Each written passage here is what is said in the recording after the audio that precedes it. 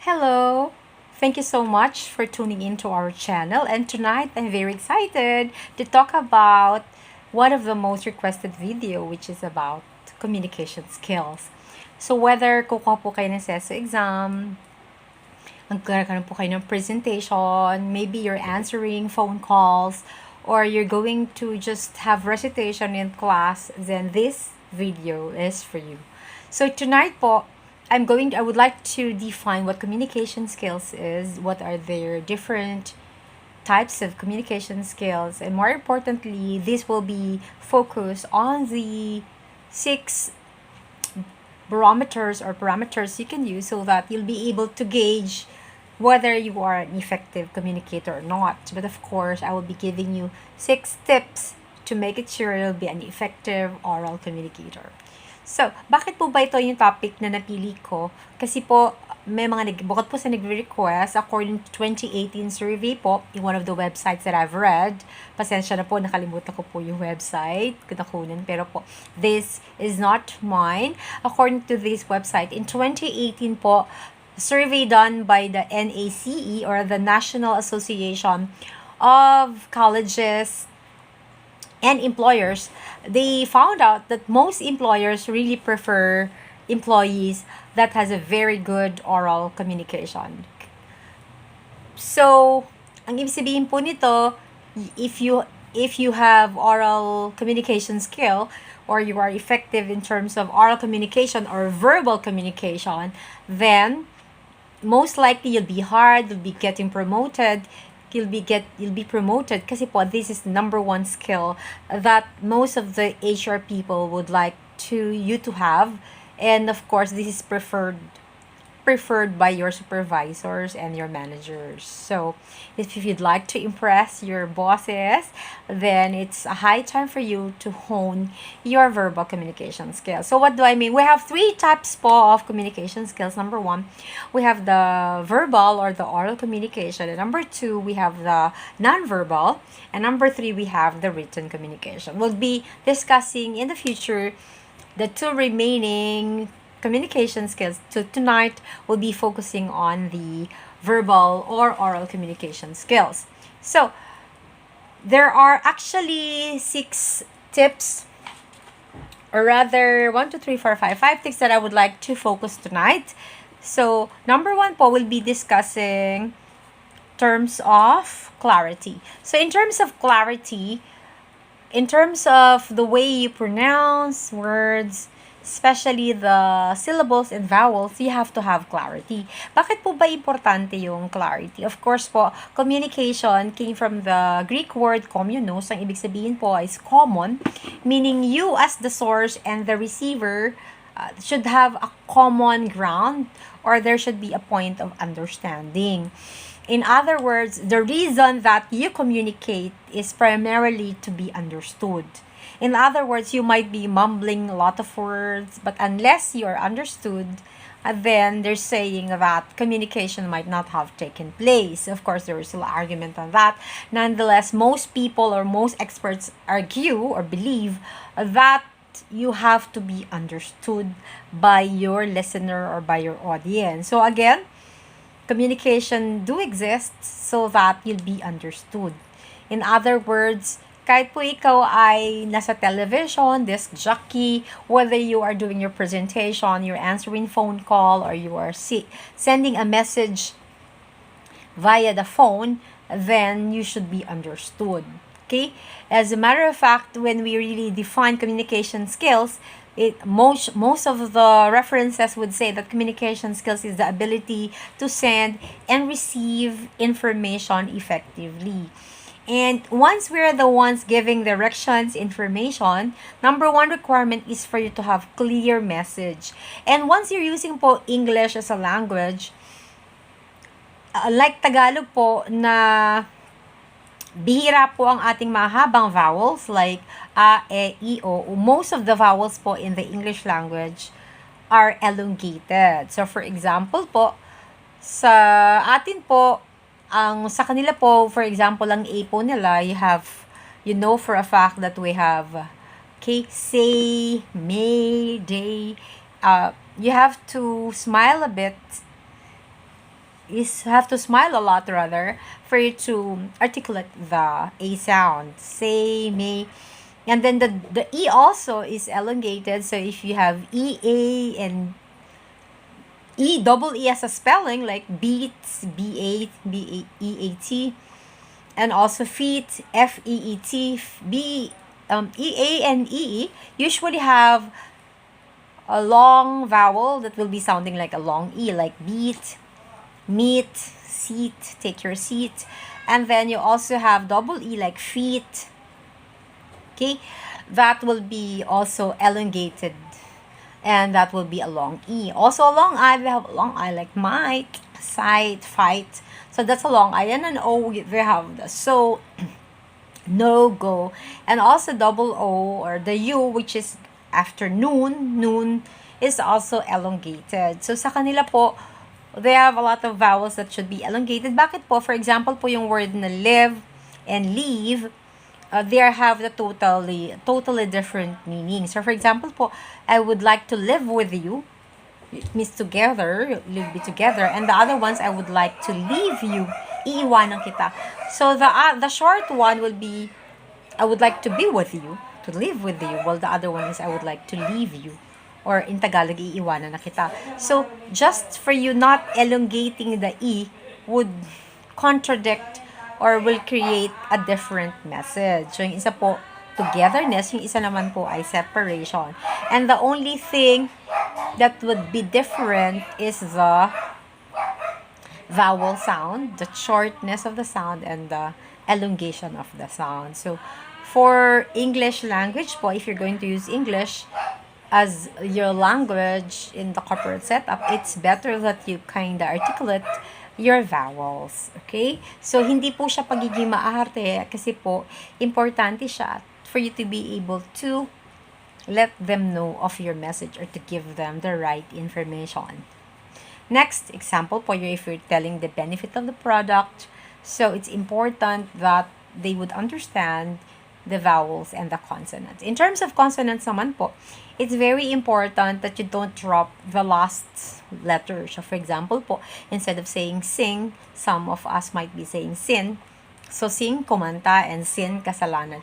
They are a lot different. So we would encourage you, if you're answering the phone, especially wherein there is no nonverbal cue or there's no facial expression, only your audio or the voice, it's very important that you speak clearly, especially in the telephone. So please do not drop the last consonant like sin or sing, especially if you're talking to Filipino professionals. Okay, but of course in some call centers they accept that, but if you're talking with Filipinos, Filipino professionals or Asians, then your market or Asian market, then you can be better articulate the G because it's important for you to communicate very well. Also, if you are a reporter, then you are not allowed, or a newscaster, you are not allowed to drop the G because sa news po, it's very important that the messages get across, that they would not misconstrue the message. So, as much as possible, you have to articulate a lot once you are doing television newscasting. Number 2 po, in terms of pace, number 1 po, I've discussed again, is clarity. So, for you to be an effective oral communicator, you should have a clear vowel and consonant. Number 2 is the pace. Ibig sabihin po, yung bagal at ang bilis ng pagsasalita. Of course, once you are in the corporate world or you are in television or in radio, it's better that you have the slow pace. Ibig sabihin po, the normal conversation, like say if you're speaking 150 words per minute, it's better in radio and television, you only have to speak like 100 words per minute. Ibig sabihin po, you take your time to communicate properly, and just have to take your time kasi po very important that the people will be able to understand your message. Alam naman po natin na if someone is listening to us, hindi lang po sa'yo nakafocus ang attention, nakikinig. Maari po nag-iisip siya, ano bang kakainin namin mamayang gabi? Where did I leave my phone? ano ba ang gagawin ko sa next sales presentation, how would I talk to my best friend or resolve our conflict. So, marami pong pumupunta sa isipan ng mga tao nakikinig sa'yo. So, you have really to take time to emphasize the content words or the important words that that will convey meaning. So, do not speak fast because people can only comprehend as much. And if you are in presentation, recitation in class, or doing thesis defense, or maybe you have CESO exam or IELTS examination, kung ano mang endeavor meron ka, the important thing is for you to get the message across. And once you're speaking slowly, then you'll be able to speak better. At the same time, that person can focus his or her attention to a lot of words you're saying. And if his or her attention is kind of shying away from you, maibabalik mo po yung attention na yun because you are speaking slowly and just calm and relaxed. So once you are speaking very fast, some people would equate that to being nervous. Unlike once you're speaking kind of slow and just right pace, then that would means that you're relaxed and you are in control. So I would suggest that you speak kind of slow, and it will be very appropriate to your personality, of course. Number 3 is the volume. So it's very important that you take control of your volume. Okay, of course, soft is okay. However, in some sentences, to create variations in most of the sentence, good volume is the ideal one. Because if you're speaking very softly, like, may sasabihin ako sa inyo, ito po yung ating result, then the result of our sales, then it will not be getting much attention. Unlike if you have the good volume, then with force and with conviction, then it will be very, very commanding attention. Then a lot of people will be listening to you. So again, you have to listen to your volume. If you're, for example, if you're going to speak in front of the stage and you are asked to echo a seminar, then you have to check ahead of time if the people at the back can hear what you're saying. So again, unless they can hear, of course, the message cannot get inside them. So it's very important that you have to make it sure that your volume is appropriate for that specific seat. So I would suggest if you're speaking in front, you just ask to, before the speaking engagement of yours, you have to ask someone to sit at the back, and if they can listen, if you can sit at the back and listen if the voice is loud enough for you to understand, even if you're sitting at the back. So again, volume is very appropriate. Of course, the volume shouldn't be that shrieking or should not be that high pitch para po ayawan nila or para kayong sounds like shrieking. Medyo imo-modulate mo po. So, in terms of the volume, should be good enough, and in terms of modulation, imo-modulate nyo po para po mas pleasant to the ears. Okay? Kung kayo po ay isang EBCom or isa pong English student, or na ituro po sa inyo yung diaphragmatic breathing, maybe you're in AB music, then malalaman nyo po ang best na sound po is galing sa ating diaphragm. And ako po sa EBCom po, I'm teaching diaphragmatic breathing, and more so po, kung hindi nyo po masyadong ma-monitor lahat, importante din po na try nyo rin po chest tone.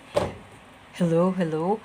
Try po nyo by recording your voice, and sometimes, if makita nyo na bagay sa inyo ang chest tone, then that might be your speaking voice. For some people po, they're saying that the lower the voice, the more authoritative the voice will be. So give it a try if you like that sound, and you think that when you speak that sound you feel like you're more authoritative, then that sound might be for you. So In that case po is the volume, and of course should be good volume, and I'm actually discussing already the tone, wherein you also have to, you can use the chest tone, and you can get it from the diaphragm. And of course, while you're speaking, you have to mean what you say, and you have to say what you mean, and that would be giving you a sincere tone. Sabihin po, pag kasama mo ang puso mo habang nagsasalita ka, then most likely you'll create more credibility because people will likely to believe what you're saying. So, kailangan po kasi lahat po ng sinasabi mo, what you say is what you mean, and what you mean is what you say. So, dapat po galing siya sa puso at sincere. And if there is like negative comments or the negative message like about credits or debts that you'll be talking to a client over the phone, we have to make it sure that the tone is very very politely spoken, and then the message is politely spoken, it's respectfully given, and then also should be of course cordial, or other people would say amiable, mabait po yung tono, then that would be great. So that you can protect your clients, yourself, your reputation in the long run. That will be helping you a lot if you have friendly and sincere tone. So ang tono po is sobrang importante because even a very negative message like yung mga tungkol sa mga utang, tungkol sa mga hindi na ayos na negotiations, then if you have a friendly tone and a sincere tone, then the other person will receive the message in such a manner that you will not have a negative effect to them. Next is, of course, we have the fillers. As much as possible po, wala po sanang we call it fillers. And actually, so now, as much as possible po, wala pong masyadong fillers. We call that, Of course, when you say now, kapag po talaga if you want to emphasize the present, then it's okay. But if you keep on saying now, it becomes a filler, then you should lessen them. Just in case that you have fillers, what you're gonna do is that you have to make it sure that you pause. So instead of saying fillers, then you pause para po maiwasan natin yung mga inappropriate fillers. Ang tawag po natin yung mga actually, and other fillers that you keep on saying repetitively instead of just doing pause. So the technique po there is the fillers. And then, of course, if you can, instead of having fillers, you can do the dramatic pause para po pag may nakalimutan kayo, instead of saying fillers, then you can pause, and the other person might be thinking that you are would like to emphasize something. So, in terms of oral communication po, ang talagang technique po natin ay yung mag-practice ka po na mag-practice. So, pwede po kayong makinig sa videos, sa YouTube, pero po ako po I would suggest that while listening to me, maybe you can practice with me, or maybe in the future, I'll be teaching word stress. So, habang tuturo po ako ng word stress or yung mga accent, kailangan po yung practice. Kasi po, lahat po ng ating cognitive knowledge, kapag po hindi natin practice o ginawang behavioral, siya po ay hindi magiging effective. So, for example po, pag po ikaw nag-aaral ng language, hindi lang po ikaw basa ng basa o rinig na rinig, you have to make it sure that you practice with someone. So, I would suggest that you practice with someone. Yung anak ko po, si Caleb Joshua po, ay dati po, kami po kasi ay Batanggenyo. Sinama ko dito siya sa Manila. Dito na po kasi ako nag-work. Sinama ko siya. And even if before po sa Batangas, he kept on listening to English television shows, pero po wala siya napapag-practicean, then hindi po siya nakaka-English. But during the COVID-19 pandemic, magkasama po kami sa bahay. In a span of more than a month, he can speak English a lot already, because what I was doing was we were actually practicing at home. Of course, until now, what we are doing, we're still practicing. Pero sobrang bilis po nag-improve ang bata, because I don't only allow him to watch television, English television programs, or the audio that are in English, but more importantly, we keep on practicing. I keep on practicing the English language with him. Tinuruan ko po siya ng Filipino as sa primary language, kasi po siya ay mahirap aralin, kaya po importante na para po sa akin, Filipino po ang 1 to 4 years old siya, and then nung 4 years old nag-i-introduce, pero po nung napunta po siya sa Manila po, 6 years old na po siya. 6 years old na lang po kami nag straight English, and ngayon po he can speak English in a straight, he can converse with me in a straight English, because he keeps on practicing with me. So I would suggest, if you'd like to improve your English skills, then it's very important that you practice it with someone. Just in case po na wala po, kasi kalimihan po naman sa ating Filipinos, wala tayong mga kasama sa bahay ng English, then you can practice with yourself. You can talk to yourself. And of course, kung feeling mo nawiwirdohan ka naman, you can just write a journal and you can write your thoughts there. But iba po kasi pag talagang nagsasalita ka, then maybe what I can suggest is that you can watch YouTube video, and then you can summarize what the blogger said, and then you can also have 15 minutes of giving your opinion about the subject matter, or if you're ABCom, you can give your commentary about what was said. So 15 minutes summarizing maybe a film, if you watched a film, and then also 15 minutes of commenting or telling your thoughts about the film. So it's important po that you really speak the language. Sa office naman po, kailangan pong masanay ka na magsalita, of course, ng ating pong topic for tonight, clarity. Clearly, have to speak clearly. Take your time, speak, articulate the vowels and the consonants. And of course, if you learn word stress, mag-word stress ka na. If you'd like to say ceremony, and then you hear a sabi mo, we'll have a flag ceremony. Huwag po kayong mahiya. Kasi po, bawat po language, meron po siyang ugali, characteristic, and meron siyang speech and music. Ganun po talaga yung English, meron siyang stress. So, huwag po kayong mahiya mag-stress for clarity reason. Kasi po, karamihan po ng ating communication ngayon is with international people, Asian people, and if you go outside of the Philippines, importante po sa kanila na maintindihan nila. For example, if you say awkward, it's very awkward, they won't understand, because for them, it should be awkward. So, po kayo mag-stress, clarity, have the correct vowels and consonant pronunciation. If you can do word stress or sentence stress, please do so. Number 2, in terms of pace, slow pace lang po kung kaya nyo. Huwag naman po sobrang bagal na matutulog na yung audience nyo. Just the right pace for you, but I would suggest if you're a newscaster, or your job is more of explaining to customers, then you can take your time, maybe 100 words per minute.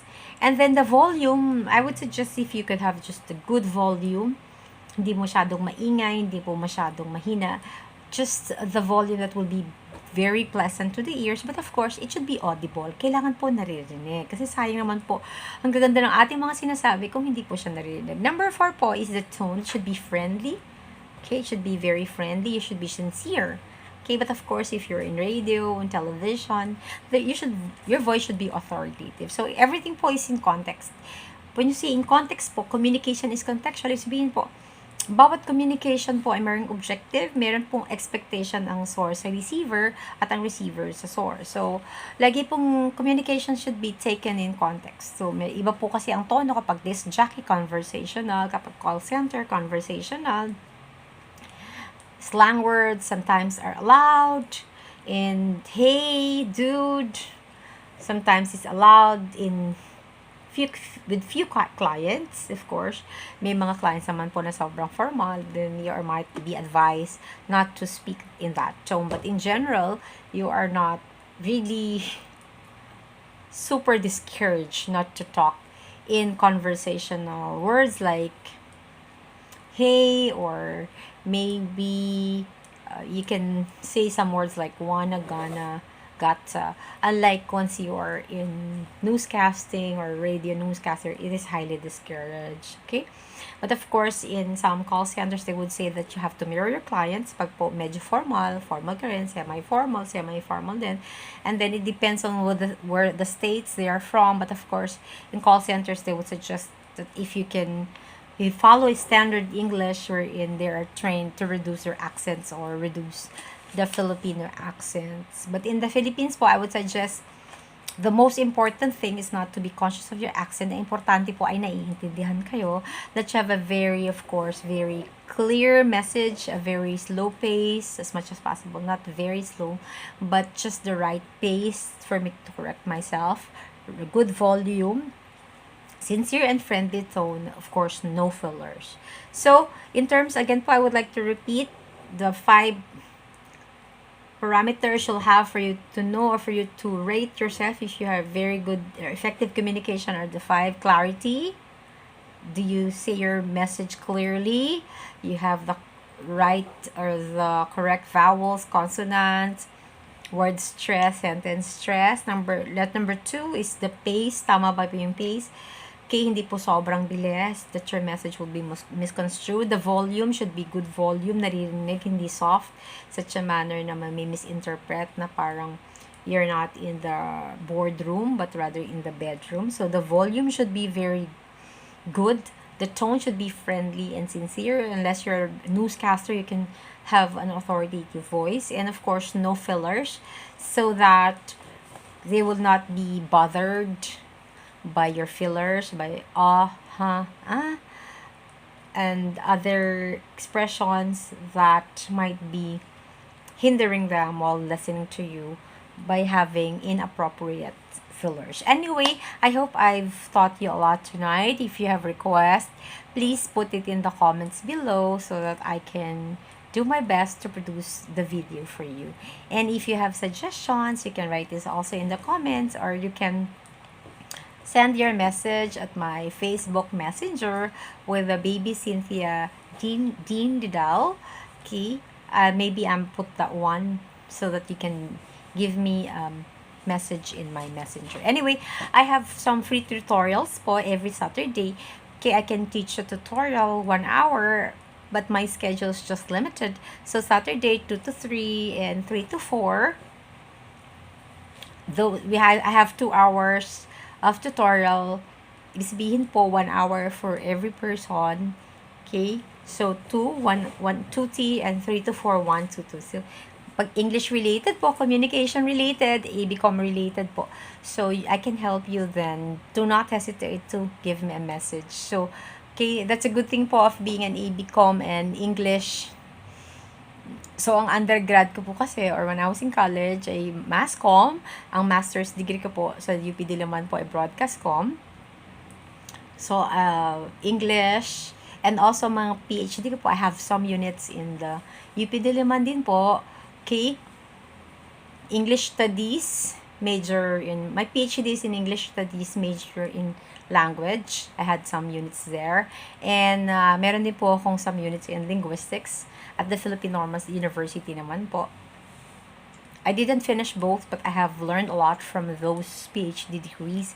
And I'm very much willing to share it with you. And more importantly po, nakapag-work po ako sa iba-ibang university, maraming university sa Philippines, part-time or full-time. And then I had also chance to become trainer in my language school before, sa different corporate training. COO po ako dati. And also po, naging television newscaster po ako, television reporter, and radio disc jockey. Kaya po, ang experience ko po sa communication ay medyo malawak na po. And also, I have been a trainer, part-time trainer in many language schools, and also in some ISO company. So, medyo nahasa na po ako in terms of communication. So, if there's anything that I can help you with, okay, just message me po and put comments in in YouTube that I'll appreciate. Maraming salamat po. If you haven't subscribed, I would appreciate if you can subscribe and if you can like and share. Thank you so much. See you again in my next video about word stress or other English related topic. Thank you. See you soon.